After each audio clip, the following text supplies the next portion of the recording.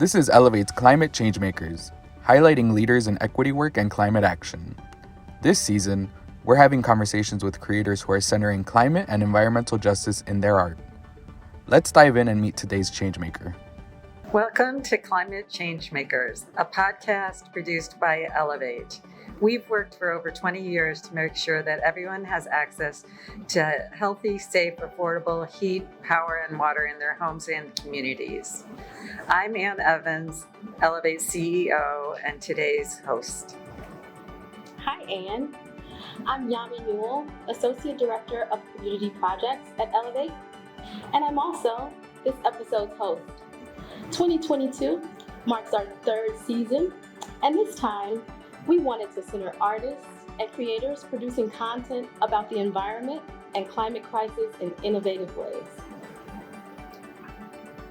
The climate crisis will and does affect everyone. We all need to do our part. This can be really confusing, complicated, and even frightening. That's why it's so important to open new doors and work with artists to tell the story. We wanted to talk to some of them about what they do in today's podcast. Today we have with us Uzma Noormohamed, the Program Director at Illinois Science and Energy Innovation Foundation, or ISEF, here in Chicago. There, Uzma implements ISEF's grant-making strategy, and she manages the grant portfolio and finds collaborative opportunities within the grantee network, and cultivates new grantees in order to fulfill the foundation's mission of information and engaging Illinois residents on energy and climate.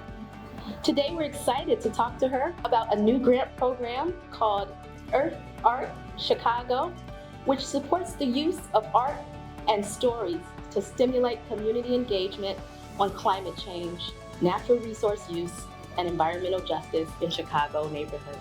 Welcome, Uzma. Thank you for having me, Yami and Ann. Uzma, we like to start out by not asking you actually about your work, but asking you about your well-being.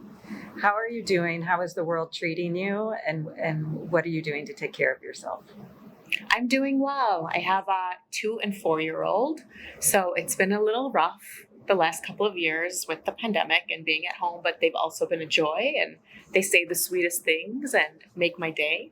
For example, in the morning, my 4-year-old says, "Mama, the sun came up for you." Oh. And it's just adorable. And as far as just, how I'm doing in the world, so much of it centers around that family life and my kids, and also just metaphorically thinking about them in the future. And it's lovely to be reminded of that so much and every day. Awesome. Thank you, Uzma. Can you tell us more about Earth Art Chicago? And how was this project brought about? What were you thinking when you thought to launch it? Yeah, Earth Art Chicago is really a special initiative of the foundation.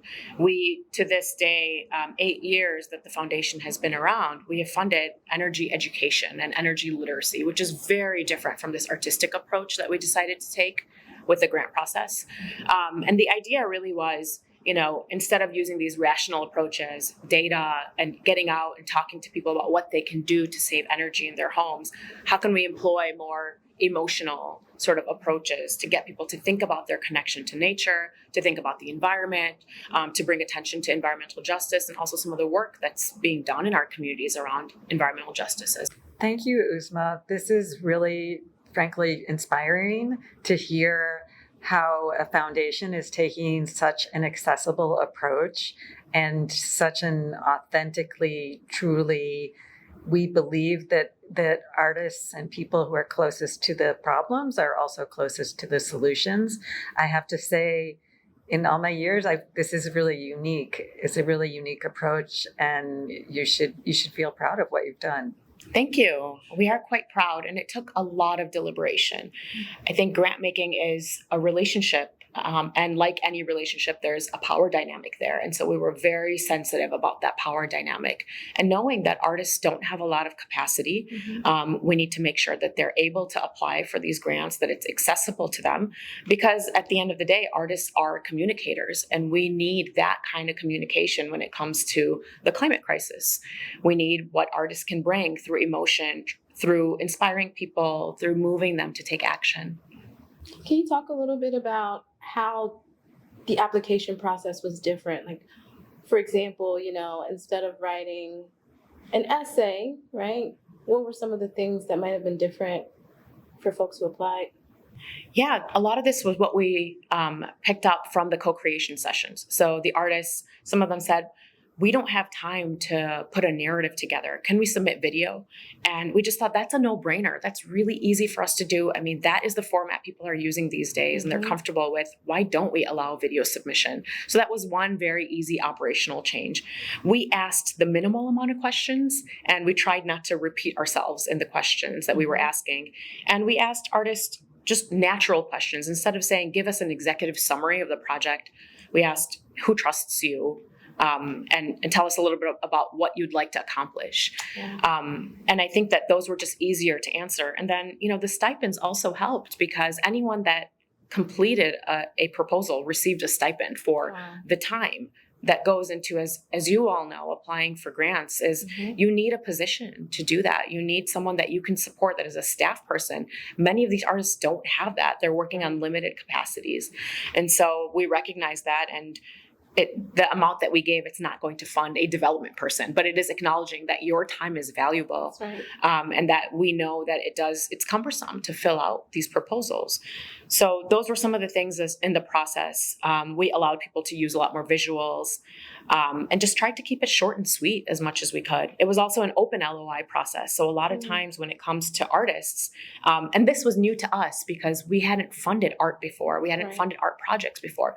What we found is that artists get commissioned, and we had an open process. And so when we first started this, we had some advisors who told us, here's a list of pre-qualified artists. Here are folks that have done environmental art before. And we said, but where are the people that aren't on this list that are also interested in this work? And how do we find them? Because we know they're out there. We're going to just start out with the assumption that we know that they're out there. And so we did a really lengthy outreach process with community development organizations, environmental organizations, artists, anyone we could find to interview them and just spread awareness of this and spread awareness that we wanted to have these co-creation sessions. So I think what was really fundamentally different too is that we asked the community what you'd like to see. And some of the values that came through, community members that attended the co-creation session said, we'd like for you to specifically incorporate environmental justice into your work.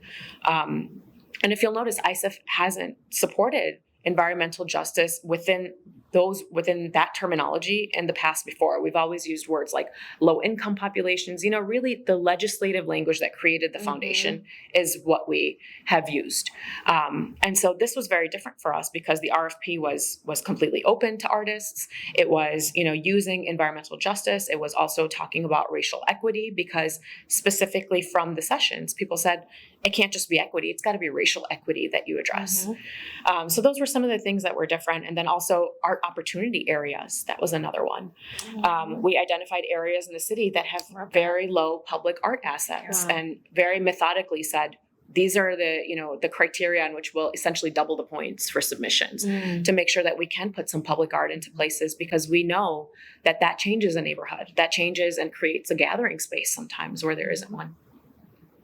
Well, this is really important work, and we're so happy you could join us today. Thank you, Uzma. Before we leave, we just wanted to ask, you inspire us, but what gives you hope, and who inspires you? So what inspires me is love, and love for my community, love for the earth, and just the interconnectedness of all of us. I think that doing this kind of environmental work, it takes a lot of very active hope, because every day we see 1,000 dismal stories about the climate and problems we're not going to be able to solve in our lifetime. But I think that having love for everything around me inspires me to keep going and doing the work that I'm doing. Awesome. Thank you. Thank you Thank so you. much, Uzma. This has just been an incredible conversation. Your work is so inspiring. We're just truly grateful that you spent this afternoon with us. Thank you for having me. Yami, thank you for being the best co-host. You rock.